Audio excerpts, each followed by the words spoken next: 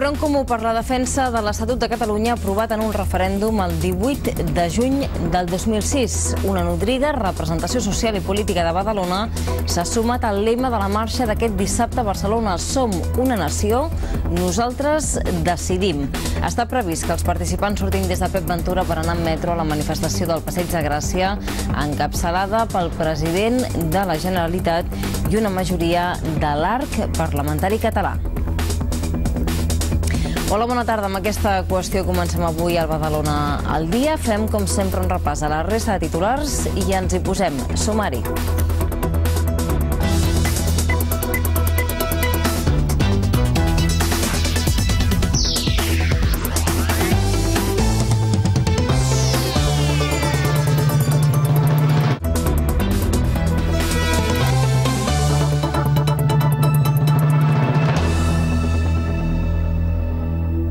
Una àmplia representació de la societat civil i política de Badalona va sumar-se ahir al lema Som una nació, nosaltres decidim, i així ha expressat la seva indignació davant la retallada del Tribunal Constitucional a l'Estatut de Catalunya.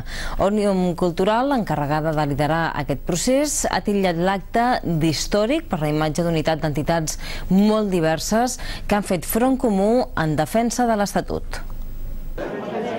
Més d'una cinquantena d'entitats, les principals entitats esportives de la ciutat i dos sindicats han donat suport a la manifestació i al lema proposat per Òmnium Cultural. També s'hi han adherit 9 partits polítics, inclosos els que tenen representació municipal i els que no en tenen, com és el cas de la CUP, els Verds o Ciutadans de Badalona. Només el PP ha decidit no sumar-se a la manifestació. Que és molt important evidenciar la unitat, entenent que tots venim de moviments i de col·lectius i fins i tot que tots tenim que coincidim segurament amb la diagnosi del que està passant, però no amb les solucions. La manifestació de dissabte entenem que no és la manifestació per parlar de les solucions, sinó per posar-nos d'acord en remarcar que hi ha una cosa que no funciona, i aquí és on estem d'acord. Els exalcaldes de Badalona, Màrius Díaz, Joan Blanc i Maite Arquet, també han volgut expressar el seu rebuig a la sentència durant la roda de premsa d'Òmnium Cultural d'aquest dimarts.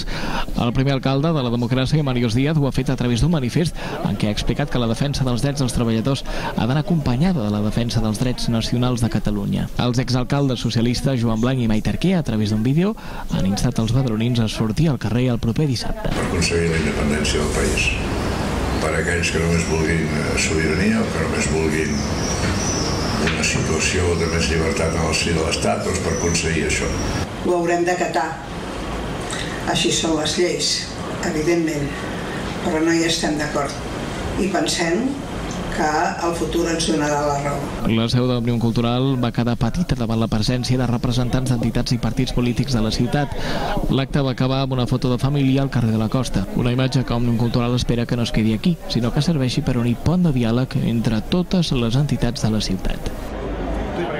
D'entre els col·lectius que s'han sumat a la iniciativa d'Òmnium s'hi troben entitats culturals com el Círcul Catòlic i l'Orfeó Badaloní, socials com Espanint i el Consell de la Joventut de Badalona i esportives com el Club Joventut Badalona i el Club de Futbol Badalona, entre moltes d'altres. També s'hi han unit diverses entitats veïnals com la del Centre, el Progrés, el Manresà i Dalt la Vila, el Síndic Defensor de la Ciutadania, entitats culturals badalonines o els sindicats de la ciutat. El Círcul se suma perquè, entre altres coses, en els seus estatuts sempre ha defensat els països catalans, o sigui, ha defensat Badalona com a ciutat i, evidentment, ha defensat Catalunya. Ens sumem perquè entenem que el que els joves van decidir i el que vam votar, juntament amb tota la resta de gent de Catalunya, que va ser aprovar aquest estatut, doncs això s'ha de respectar. Llavors, el que no pot ser és que un tribunal constitucional que més està deslegitimat, doncs ara canvia aquesta decisió. Per tant, el que vam decidir nosaltres ha de ser respectat. Hi ha molta gent a la nostra associació que pensa igual que jo, no? Perquè nosaltres hem guanyat una identitat que és la identitat catalana i ara hi construïm la nostra nació, que és Catalunya, i de cop i volta ens trobem que amb set anys que portem o més temps que portem hi ha sectors que ens volen treure aquesta identitat. Bé, Comisiones Obreras es democrática, cree en la democracia.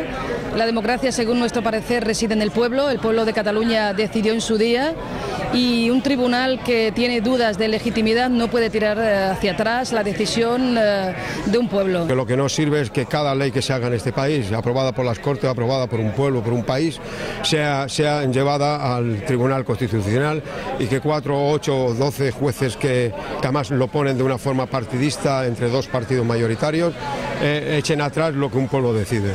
Els fets són d'una gravetat tan alta des del nostre punt de vista i des del meu particular que penso que no hi ha absolutament res a dir.